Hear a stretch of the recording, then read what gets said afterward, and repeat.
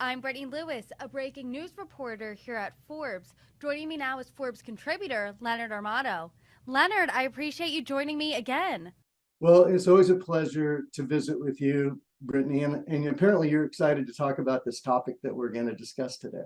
I am. I have talked to other guests about ChatGPT and AI and its implications in the workplace, but you've covered it and its involvement in sports. What can you tell us? Well, everyone's absolutely scared about this. Professors in schools are afraid ChatGPT is going to write the essays for their students.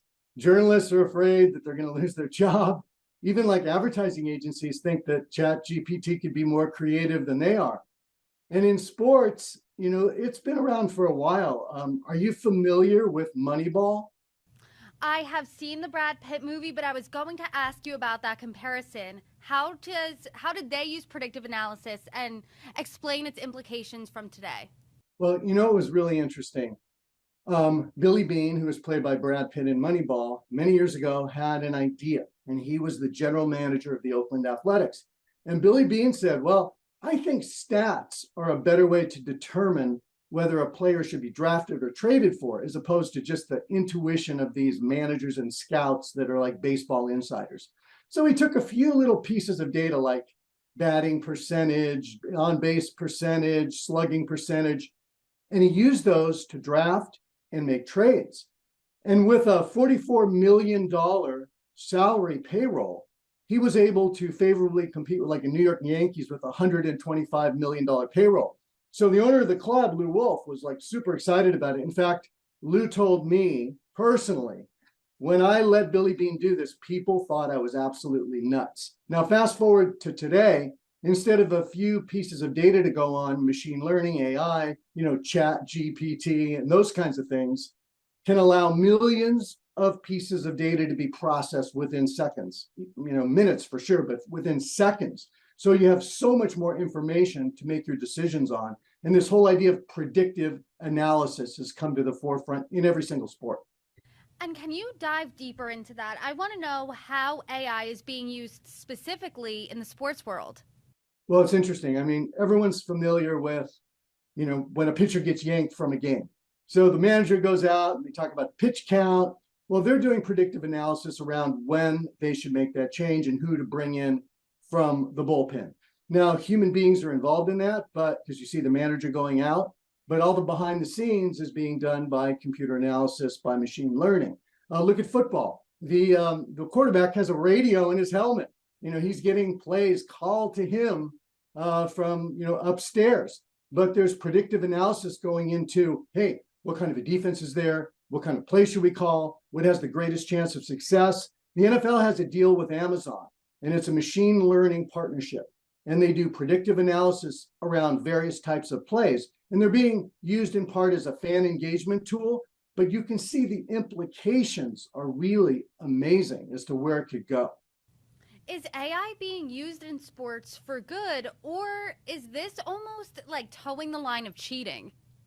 I wouldn't say it's cheating.